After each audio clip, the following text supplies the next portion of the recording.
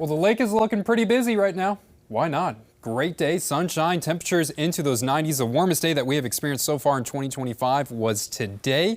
And also, today was the last day for about the next week that I could guarantee you that you won't see rain. I'm not expecting washouts. It's not going to pour nonstop the whole time, but it's going to be kind of similar to what we have experienced the last couple weeks, where we get into that afternoon, we get into the evening hour, we could see some thunderstorms that start to pop up.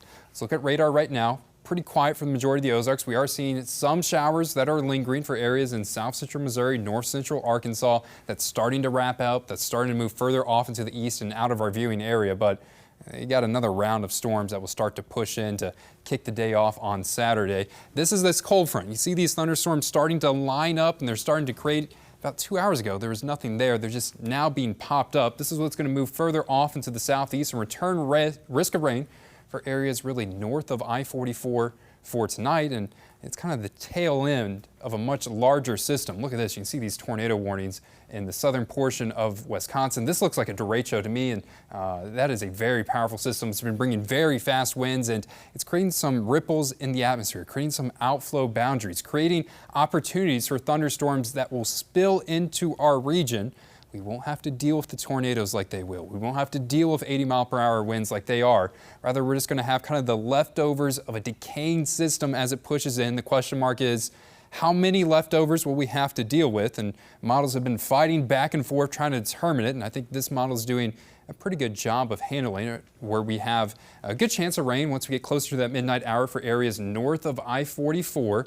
And then as it moves further off into the south, expecting the majority of that to really break up and fall apart. But we still have more chances of rain, not just to start the day off on Saturday, but to finish the day off on Saturday. I think areas really south of the interstate, once we get into the afternoon, have chances of some scattered showers that can be sprinkled in. You're seeing them on this model right here. It's not going to be a complete washout, but it's another opportunity we can see some thunderstorms, another opportunity that we can see some localized heavy pockets of rain in some areas. They can pick up 1 to 2 inches of rain very quickly, while about 5 miles down the road, they only see a couple sprinkles. That's going to be the setup for the pattern on Saturday, and pretty similar for Sunday as well. Quiet to start the day off on Sunday.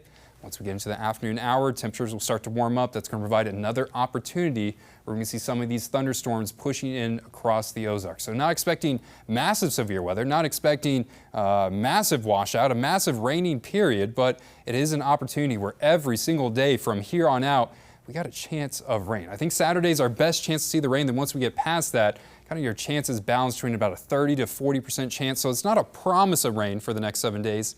It's rather an opportunity that can start to move back in. Here's your rain forecast for the next week. I think the majority of the Ozarks will be shooting for about 1 inch. Some pockets will pick up even more, especially once you get if you get a thunderstorm that rolls over your yard and just parks in place. You can pick up about 1 inch in just about 20 minutes with how these storms work off. Here's your 7-day forecast. The positive part about the rain, I know some people don't like to see the rain, but the positive part about it is it makes these high temperatures a whole lot cooler. We're going from sunny skies and 93 degrees for today.